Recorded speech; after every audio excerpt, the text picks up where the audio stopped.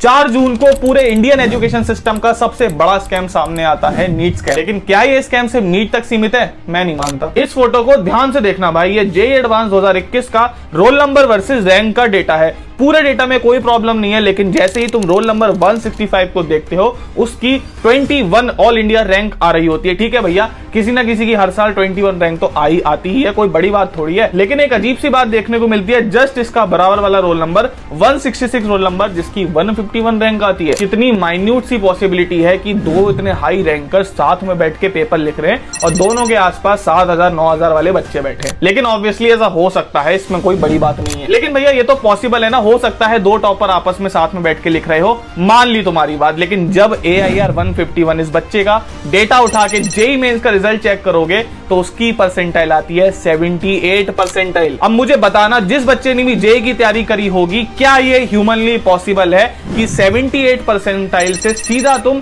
AIR 151 ले आओ? मान लेता हूं यार, मैं ही बेवकूफ रह गया, शायद मेरे अंदर इतना दिमाग नहीं था, पढ़ लिया होगा इसने, बहुत पेल के पढ़ाई करी होगी और 151 रैंक पे ये पहुंच गया होगा। लेकिन इस AIR 151 के फ्रेंड ने इसको एक्सपोज कर दिया। AIR 151 का जो ये दोस्त है, ये IIT बॉम्बे में इसके साथ ही पढ़ता है, इनकी एक कोई टीम बनाई जाती है। इसके दोस्त ने बोला ये जो बंदा है AIR 151, ये basic knowledge of physics and maths भी लैक करता है। अब ऐसा पॉसिबल कैसे है यार? AIR 151 जिसकी आई हो, उसको basic concepts of physics and maths भी नहीं पता। जब उसने थोड़ा बहुत आउट ऑफ क्यूरियोसिटी उससे पूछा अपनी रैंक वगैरह, मार्क्स वगैरह के बारे में, तो वो बातें काट के आगे बढ़ जाता था। और ध्यान रखना, मैं किसी को यहाँ पे टारगेट नहीं कर रहा हूँ, ये सारे सिर्फ और सिर्फ एक एलिगेशंस हैं। दिल पे हाथ रख के एक बात जरूर बताना, AIR 151 जिसको बेसिक मैथ्स और फिजिक्स के कॉन्सेप्ट्स में भी समझने में प्रॉब्लम हो रही है, जो अपनी रैंक की बातों को झुटला दे रहा है, वही बंदा AIR 21 के पास बैठता है सेंटर में और 151 रैंक लाता है। आसपास 7-8 हजार वाले लोग बैठे थे और वही बंदा उसकी 78 परसेंटाइल आती है।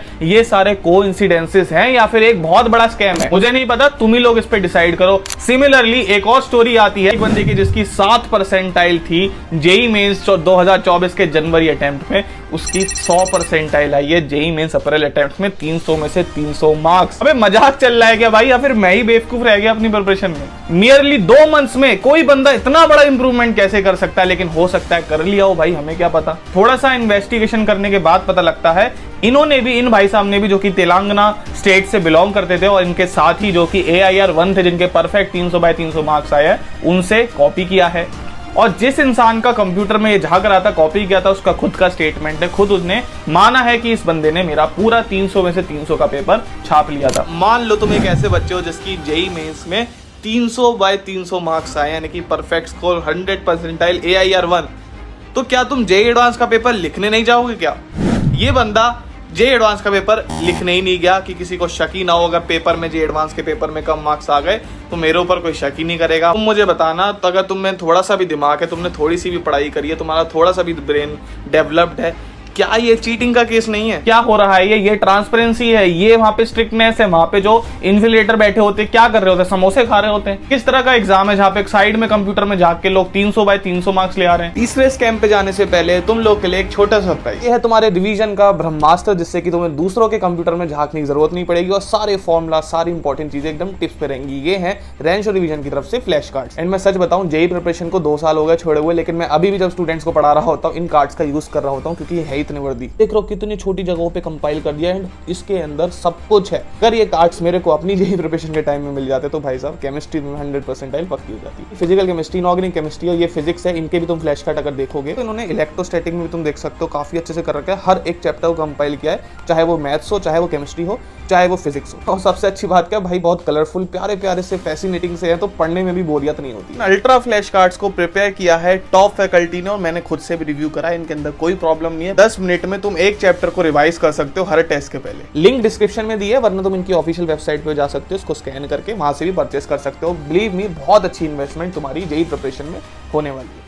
सिर्फ चीटिंग छोड़ो, एनटीए की ट्रांसपेरेंसी देखो। 27 जनवरी शिफ्ट 1 जनवरी 2024 का जेईई मेंस का पेपर होता है। 27 जनवरी की जो शिफ्ट 1 थी उसमें 99 परसेंटाइल है वो जाती है अराउंड 240 मार्क्स पे। सेम शिफ्ट जिसका डिफिकल्टी लेवल कह सकते हैं थोड़ा सा ज्यादा था, लेकिन 151 मार्क्स पे उसकी 99 परसेंटाइल जा रही होती है। इतना बड़ा गैप, अराउंड 80-90 नंबर का गैप सिर्फ 99 परसेंटाइल के लिए कैसे पॉसिबल है? एलिगेशन ये लगाएगा कि 27 जनवरी की शिफ्ट 1 में तुमने 30-40% बच्चा एक ही शिफ्ट में बैठा दिया, इस वजह से इतना हाई स्कोर गया। और ऐसा बहुत एविडेंट था, जिस भी रैंडम बच्चे से पूछ रहे थे हर 10 में से 4 बंदा बोल रहा था कि भैया मैं 27 जनवरी की शिफ्ट 1 का हूं। लेकिन जब इस बात को उठाया गया, इस डिस्पेंसी को दिखाया गया, तब एनटीए का अगले 2 दिन बाद रिप्लाई आता है कि कोई भी ऐसा स्टूडेंट्स का अनइवन डिस्ट्रीब्यूशन नहीं था, सारी शिफ्ट में सारे दिन में सेम अमाउंट ऑफ स्टूडेंट बैठे थे, अराउंड 1,20,000 के अराउंड। इतना बेसिक सवाल, इतना बेसिक ट्रांसपेरेंसी की भाई कौन सी शिफ्ट में कितने बच्चे बैठे हैं, इतना प्रेशर बनाने पे तब आंसर आता है किस बात की ट्रांसपेरेंसी। और तुम्हें लगता है जो उन्होंने वहां पे आंसर दिया था वो बिलीवेबल है? मैं तो नहीं मानता। मैं ये बिल्कुल नहीं कह रहा हूं कि जेई में भी सेम लेवल का स्कैम हुआ है जो नीट में हुआ है, लेकिन भाई चांसेस इधर भी हैं, इधर भी केसेस आते हैं, लेकिन इधर कोई बोलने वाला नहीं है। हुआ है नीट में स्कैम, उसके खिलाफ बिल्कुल आवाज उठानी चाहिए। भाई क्या है ये, पेपर लीक हो गया, ग्रेस मार्क्स बिना पूछे दे रहे हो, एक ही सेंटर से 8-8, 9-9 टॉपर आ रहे हैं, ये स्कैम नहीं है तो और क्या है? लेकिन स्कैम इधर भी होते हैं नीट वाले बच्चों। जब हमारे ऊपर आती है, जब जेई वाले बच्चों पे आती है, तब कोई नहीं बोलता, तब 4-5 लोग ट्वीट करते रह जाते हैं, 1-2 इंसान बस बोल देता है, उसको भी हेट मिलने लगती है कि तू तो बच्चों को अपीस कर रहा है। और अगर आगे जेई में भी ऐसा होता है जो कि नीट में हुआ, इतना एविडेंट होता है, तो हम सबको मिलकर आवाज उठानी पड़ेगी हमारे हक के लिए। क्योंकि यार 2-3 साल की पढ़ाई, उसके बाद ये चीटिंग वीटिंग होके लोग आईआईटी बॉम्बे सीएसई तक पहुंचे हुए हैं, तो फिर मन नहीं करता ना, क्यों पढ़ाई करें? हम झांक लेंगे हम भी बराबर वाले कंप्यूटर में। और ऐसे बहुत सारे केसेस है चीटिंग के, खाली मैंने तुमको 2 केसेस बताए क्योंकि सबसे ज्यादा एविडेंट वही थे। बाकी सारे केसेस भी जेन्युइन है, लेकिन एज सच उनको प्रूव नहीं किया जा सकता। शेयर करो इस वीडियो को उन सभी लोगों को जिन लोगों ने भाई सिर्फ नीट के ऊपर वीडियोस बनाई है, सिर्फ नीट के लिए खड़े हुए हैं। मैं उनको बुरा नहीं कहता, लेकिन यार जेई भी तो एक एग्जाम है जहां से इंडिया का यूथ निकल रहे हैं, जहां से इंडिया के इंजीनियर निकल रहे हैं, जो कि आगे चल के तुम्हारी बिल्डिंग ब्रिजेस बनाएंगे, डॉक्टर्स के इक्विपमेंट बनाएंगे। क्या नहीं करेंगे वो लोग आगे चल के? अगर हमारे साथ भी ऐसा जनवरी में होता है तो इन सबसे ही हमें बुलवाना है कि भाई हमारे लिए भी खड़े हो, जिस हिसाब से तुम नीट के लिए खड़े हो रहे हो। और हाँ, सब्सक्राइब करते जाना अपने भाई के चैनल को। तुम लोग के साथ हमेशा खड़े रहेंगे। Bye bye, see you, love you.